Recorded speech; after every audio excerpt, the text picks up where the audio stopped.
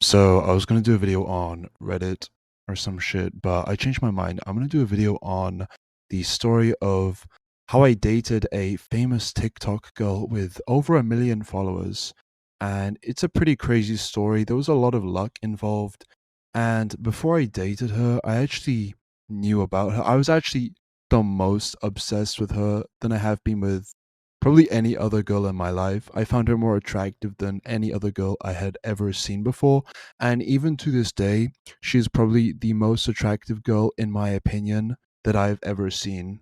Okay, so I actually first saw this girl on Pinterest. Yeah, I was on Pinterest, and on Pinterest, there's this thing where you can repost TikTok videos. There's some people that do that, and it was one of those. Okay, so I saw her TikTok on her Pinterest, and so I was like, "Damn, this girl's attractive as fuck."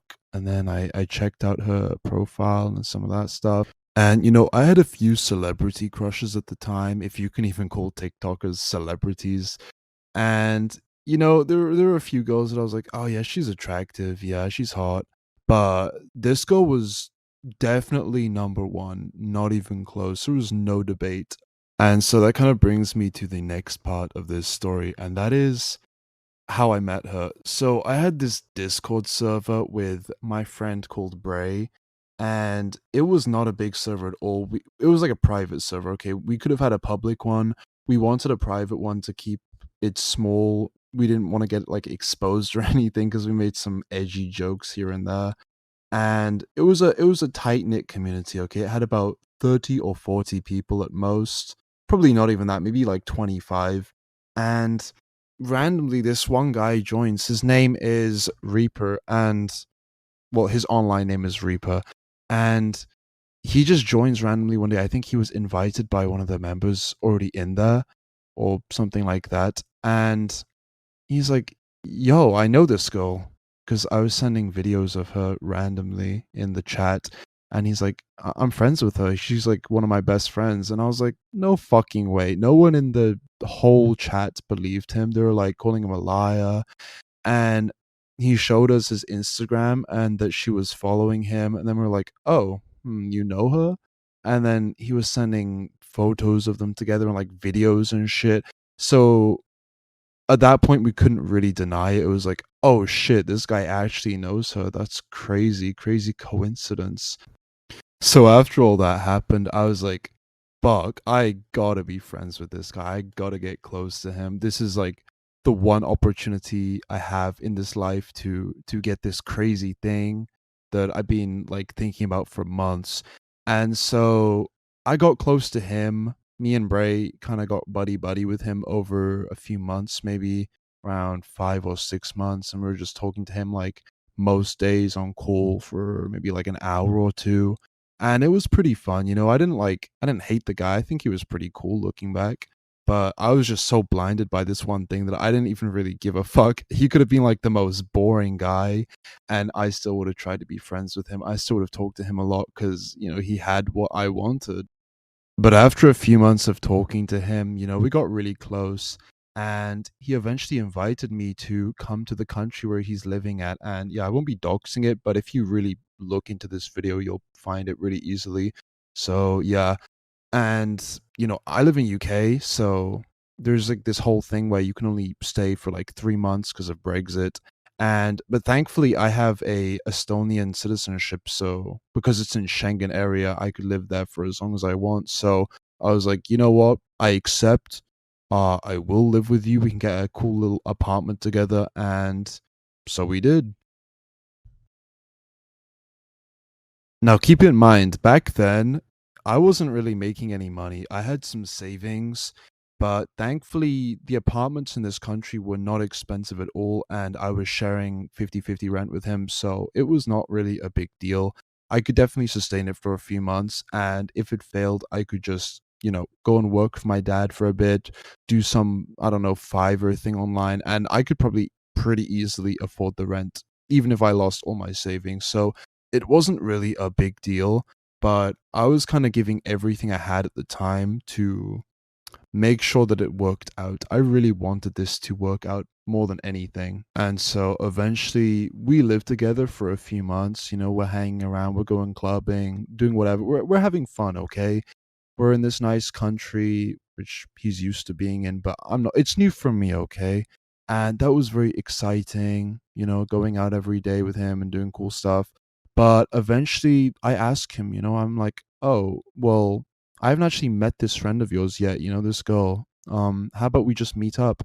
And at first, he's like, he's not really sure because he's kind of gate kept her from me for a long time because he has suspicions that I'm kind of using him to be with her, which is kind of funny.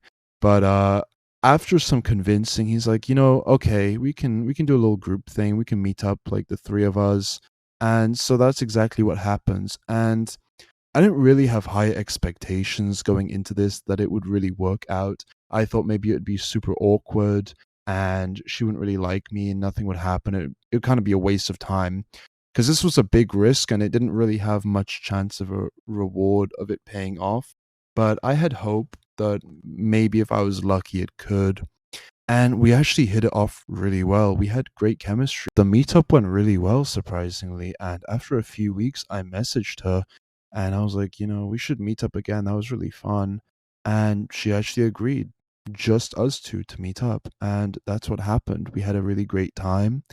And after a few more of those, we eventually got into a relationship. And looking back, it was probably the best moment of my life. It was so iconic. It was really euphoric. It felt extremely euphoric. It felt like nothing was actually bad. Everything was so good that it just kind of blocked out everything that could have been bad and that I might have dwelled on otherwise.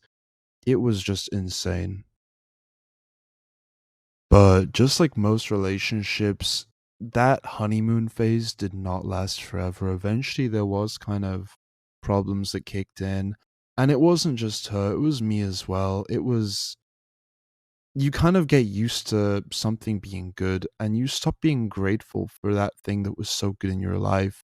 You kind of don't appreciate what you have until it's gone.